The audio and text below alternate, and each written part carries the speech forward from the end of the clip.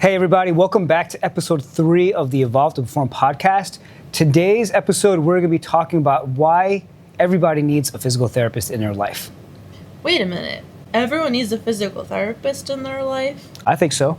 Huh. Okay, so let's get down to the nitty-gritty here. Do you need an injury to see a physical therapist? The answer is no. Okay, what benefit would I have to come to you, a physical therapist, if I don't have an injury?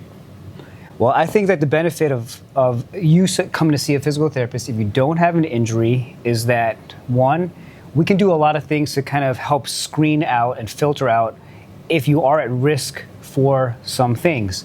That way that you don't come into us when you are damaged, when you're completely disabled. And so that it's just like less work for you to get back to your normal function again. Right. One of the important roles of a physical therapist is not just, to help you like rehab from an injury. I think where we can really be a stronger presence in somebody's life as well is like from the role of like being able to like examine somebody on an annual basis, kind of like when you go to your general care provider to like monitor like your health signs, your vital signs. Yeah. Right. So it's like, those are the typical things. It's going to be your heart rate, your blood pressure, your cholesterol, all of those things. Yeah. But your general care practitioner is really not as well-rounded like in terms of training as us in like how we can monitor like your movement vital signs. What are movement vital signs? Look, I mean that could span the gamut, right? Yeah. It could be like, well, the first part of the movement vital signs for everybody is, do you have you maintained the appropriate range of motion in your joints in your body, right? So we're talking about from head to toe because we're one big puzzle piece that has to like really just work cohesively to operate fully, right? So like that's one part of like of a movement physical. It's like, do you have like the adequate range of motion of all of your joints or the main movers so that you can complete these movements, complete these like athletic tasks and things like that. So that's one of them. Then depending on what your goals are is like, hey, can you squat well, right? How do you run? Oh. Right, can you jump? Are you still jumping? Right, like can you do like the things that are required for you to get off the floor if you're older? So do you have the right amount of hip range of motion, knee range of motion? Do you have enough strength through your legs so that you can get yourself off the ground without having to pull on somebody or something? So if it's been a while since like you ran or you jumped and you did all these things, we want to see, we want to get you maybe back on that again. Yeah. Okay, and just make sure that all these other like physical things that we were like born to do and that we were able to do, that you can still do, as you continue to get older and older. Okay. Very good. All right, so like I think that's one of the other things that our role as PTs, that's what we should play more into other people's lives here. Right? Yeah. So that's another reason again why I think someone needs a PT in their life. Okay. We can find these things that we call like your body's blind spots. Body's blind spot. Yeah, because like you may feel or you may say like, hey, I feel pretty good. Like I don't have anything bugging me. But being able to kind of identify like, okay, like there's certain patterns of movements that everyone tends to put themselves through. So there's going to be patterns of and parts of the body that might be stiff, not moving as well. And we're able to kind of point that out or, able to get that when we get somebody to come in and work with us. And so sometimes we'll get some people who will say to us, like, I had no idea that part of my body was so tight or so sore or like just didn't move as well. So I think like that kind of falls in line maybe with your first question of like, hey, I don't have an injury, do I need to come see you? And so like I guess this is our answer of saying maybe like that's why it's helpful. Right. I feel like sometimes it takes a professional to figure out where the pain or where the impingement or where the strain or where the weakness actually is, because sometimes it's not like, oh, it's my back hurts. like it could be different, right? Yeah. Okay. For sure. Because like, yes, it's so easy to say, you know what, my back hurts. The problem's at my back. And like a lot, most of the times we'll say, no, it's probably not, because your back is probably making up for something else that another part of your body or parts of your body aren't doing. Like, so they're not fulfilling their roles. So then, our bodies are able to adapt, right? We're able to compensate. We're able to find another way to get something done because we have to get it done. Right. So if we keep on doing that repetitively, then something else is going to get aggravated. Okay, so like I think so it's like, yes, everything points to this one area, but a lot of the times, like, it's actually things above and below it that could be the main reason why you're experiencing, low back pain. So it could be your hip. It could be other parts, kind of changing the way you move and then putting strain on your back.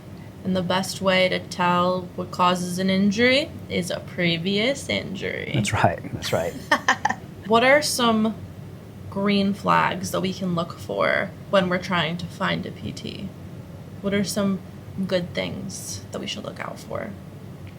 In my opinion, some good things that you should look for in a PT are someone who is going to be exercise-based.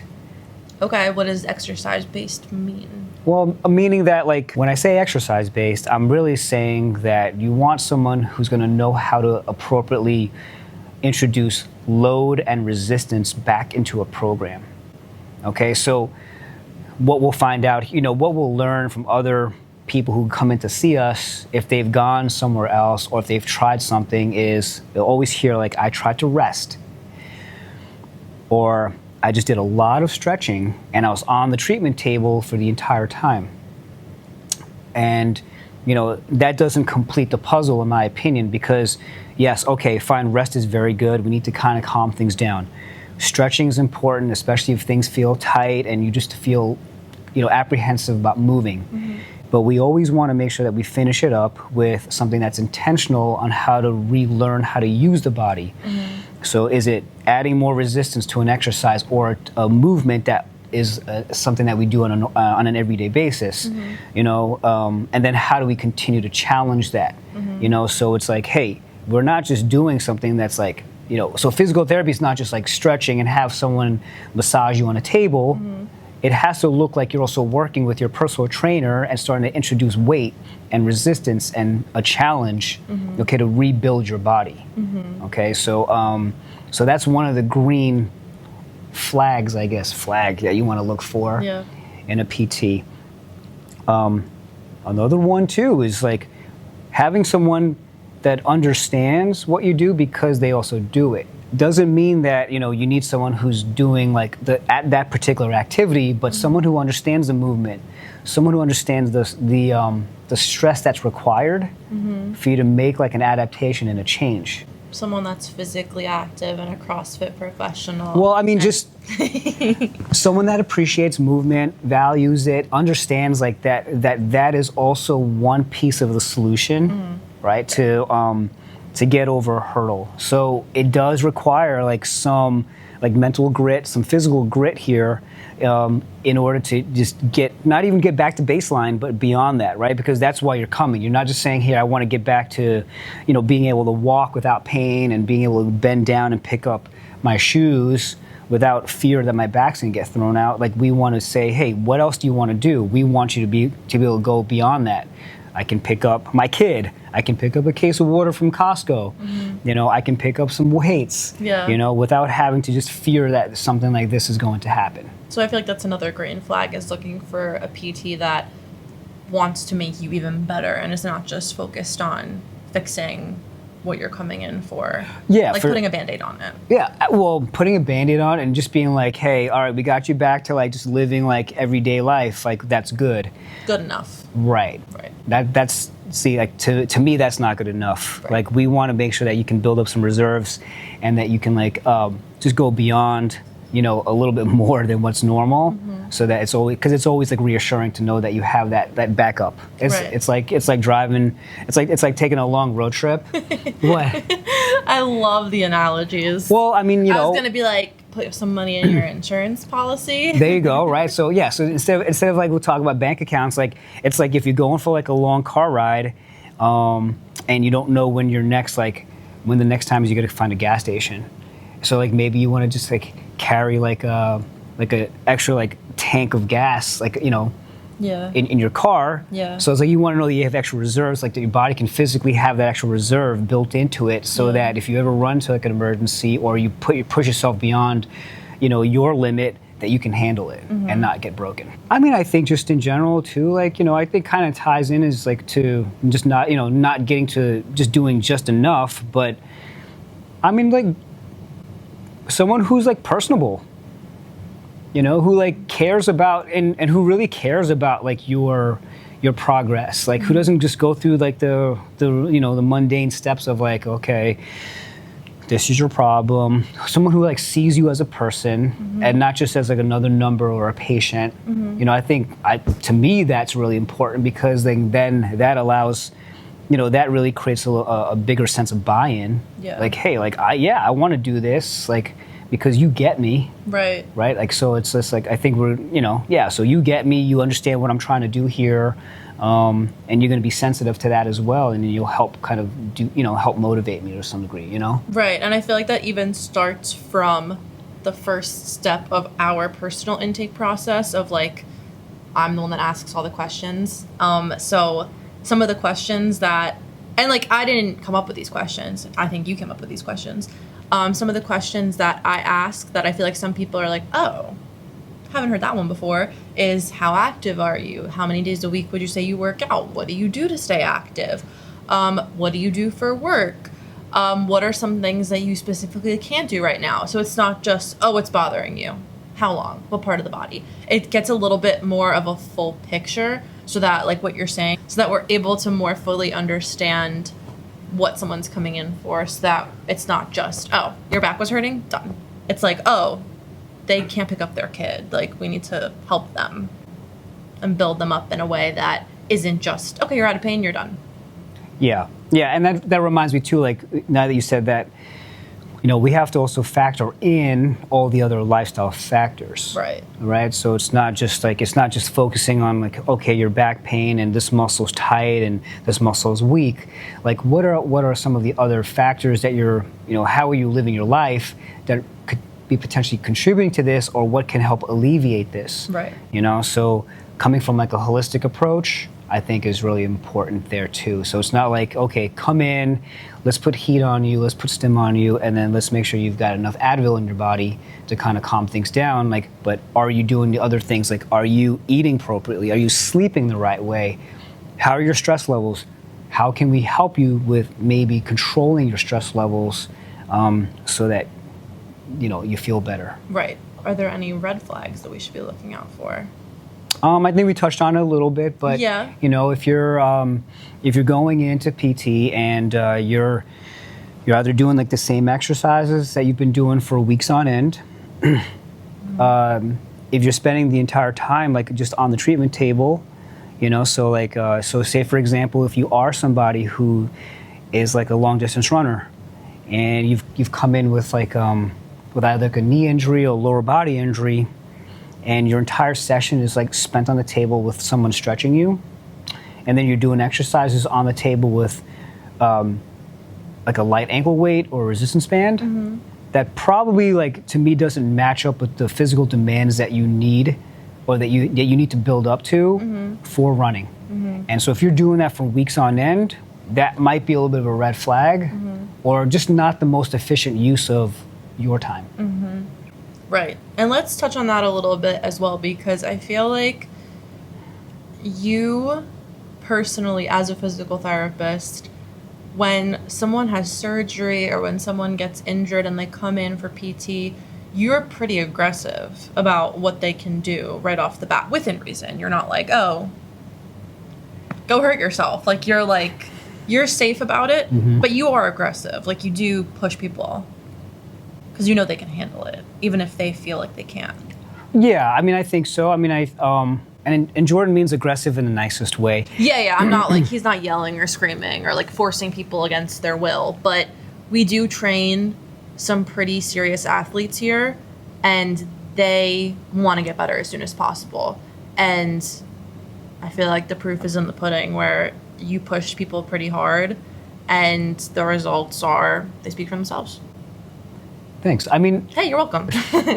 yeah, I think like it's more about like I just want to empower everybody, give them permission that they're okay to move. Yeah. Because if you go through like this, like the traditional like, you know, healthcare path, or just even Google what you've got going on, you can easily like look at the things that's like, don't do this, don't do this, stop doing this. If that hurts, don't do that anymore. Right. And I like to think that we give people the permission to be able to start doing things again, so that they can like understand that their body's pretty resilient.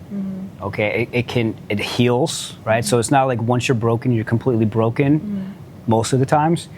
And so like I think that we're really good at that. Any other red flags that we should look out for? No, I don't think there's any other red flags, but I think, you know, I think you just have to make sure that you're like your best advocate for yourself when you go somewhere. You know, like Yeah, which is hard because sometimes you go somewhere and you're like, oh, well, they're the doctor. They know what I'm talking about. They know what's best. But yeah, if something, you also have to kind of have to use your intuition, I feel like, as well. If you have a gut feeling that something isn't right, or if you're trying something and you're not seeing any progress, maybe you should try something else. That's a good question. How long, maybe if you're trying physical therapy somewhere and you haven't seen any progress, how long should you give it until you decide to try another place or another type of physical therapy? I mean, I guess it depends. Like, you know, I would say like, I tend to lean on like, hey, give the person the benefit of the doubt because they do have a plan that's laid out for you. You know, so if you give it, you know, a good 4 to 6 weeks and say, okay, has it been a dent here? Have I started to make some changes? Are some of the things that I'm doing starting to look like the things I want to do? And get back to that from a physical standpoint again too, like that's what you have to look at. Of course, if you have a surgery and you're waiting for things to also repair and heal and following your surgeon's guidelines, that's really important. But if it's like a non-operative type of thing, you know, depending on how long you've been dealing with it for, it just has to start to match up. Yeah. Okay, so that's the biggest thing. So that's why I say you have to advocate for yourself. You have to trust your gut intuition and instinct on saying like, does this match physically what this body part or this area needs to be able to handle to get back to this activity. Okay. Green flag, red flag, ice. Oh, that's red. Kingsley doesn't believe in ice. He doesn't think it exists. He thinks when water goes in the freezer, it just stays water. Yeah. We have a video on YouTube that has done some numbers about what to do with an ankle sprain. And the first, 30 seconds is just you being like, no ice. Ice is for drinks only. So do you want to just speak a little bit about how you dislike ice? Loathe is more of a better word. I don't dislike ice. It's very refreshing. It is. But, the ice, from what we're finding out now, with more current research, is that it slows down your healing. So it's just like there's like a fable tale around why ice was so helpful, back in the day, and we can dive into that at another time if we want to, but it's just that it ultimately, if you want to heal faster, just don't ice. Okay. So which leads me to my next topic. If I were to say, well, what if I'm swelling? Would I use compression? Well, I would just, yes, I would just say, let's find another way to help you get rid of that swelling. And the answer again is it's not ice. Okay, so we want to be able to potentially add compression, anything that's going to help mechanically move swelling out of the area. Yeah. So even if you have a massage therapist, a lymphatic drainage provider or something like that, those are great ways too. There's a lot of tools, a lot of equipment, a lot of people that you can tap into to help you with that stuff. So yes, that is primarily the main thing you want to start. That's public enemy number one. Ice. No. Oh. Swelling. Swelling. maybe ice might be second. Swelling. Got it. Yeah. Okay, so we've discussed why everyone should have a physical therapist and why it would be beneficial to go to physical therapy even if you don't have an injury.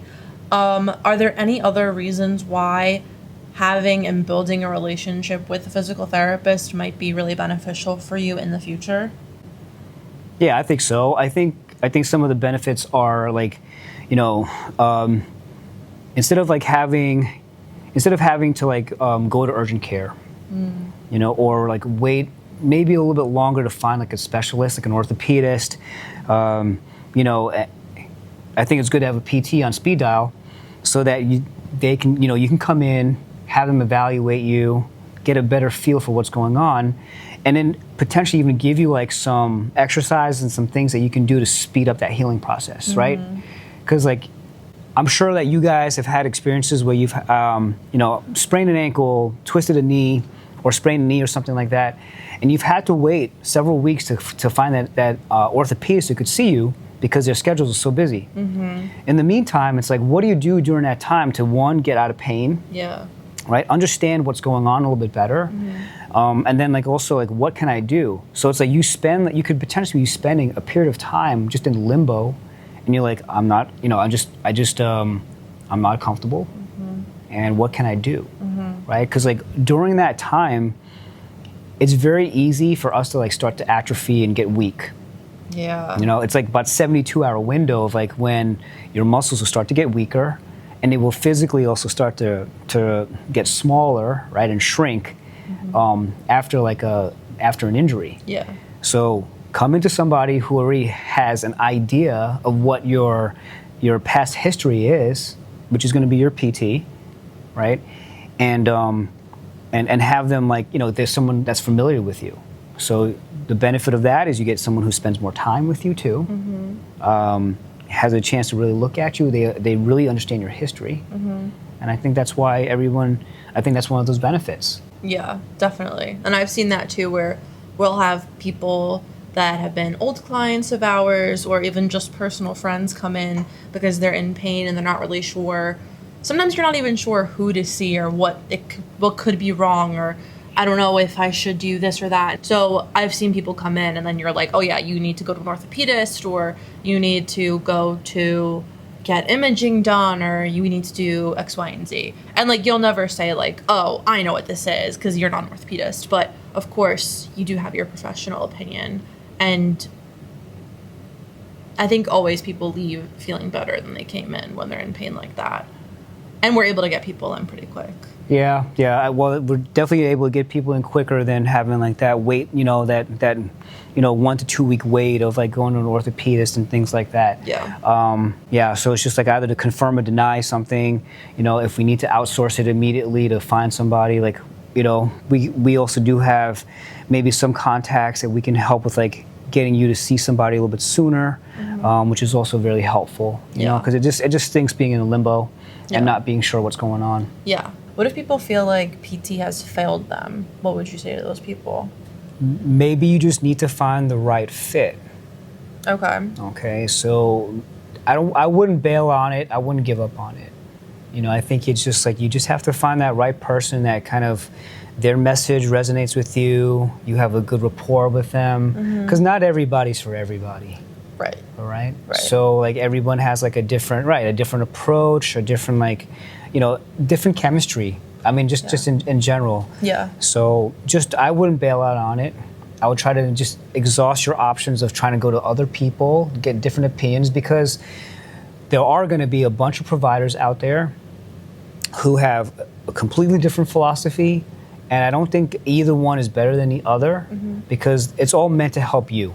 Yeah. All right. So you have to remember that, and I have to remind myself that as well. Like, this person might be doing this, or they do this. It's just another approach to really help the patient. So just don't bail out on it. Just try to seek other people. Yeah. First, I want you to exhaust your options on the conservative route first before you go ahead and say, all right, maybe let's get surgery, and let's get that epidural, or let's get that injection. So that's all I would say. I would say just exhaust all your options that way, and just like meet more providers and see which one works best for you. And my last question of the day is, what does physical therapy mean to you? I mean, I think we're just like teachers. Okay. So like I think that's like the most important thing, is like we are like the next line of physical education that we're supposed to be getting in school. And but maybe like a little bit of a higher level, because then we get a chance to we get a chance to train and educate our people, like what they can do to take care of themselves for life. Like that really is the goal. Yeah. Okay, it's not to say like this I have this injury, this fell apart, come fix me, and then when that happens again, I'm going to depend on you to fix me. I want to be able to teach you how to identify what's going on and then fix yourself. Right? Or we give you the tools. We're just your guide. Yeah. We're not going to be the ones like, just here, I'm going to lay on the table and fix me. Right. Right? Like, all right, this is what you need to do. This is what we think it is. All right, this is what you have to, this is the program. All right, go do your thing. And then the next time this happens to you, try to see if you can kind of solve it yourself. And if you can't, then you call us, and then we can help you with that. Yeah. Okay, so it's like, it's just an extended version of physical education. Well, everyone, that was our episode today. If you do want a physical therapist in your life, we know when that's available. And not to be so like salesy, but we do offer virtual appointments and virtual assessments. You can find all that information in the show notes. Show notes. And we will see you next time. Thanks, everybody. Talk to you soon. Evolve to perform, perform to evolve.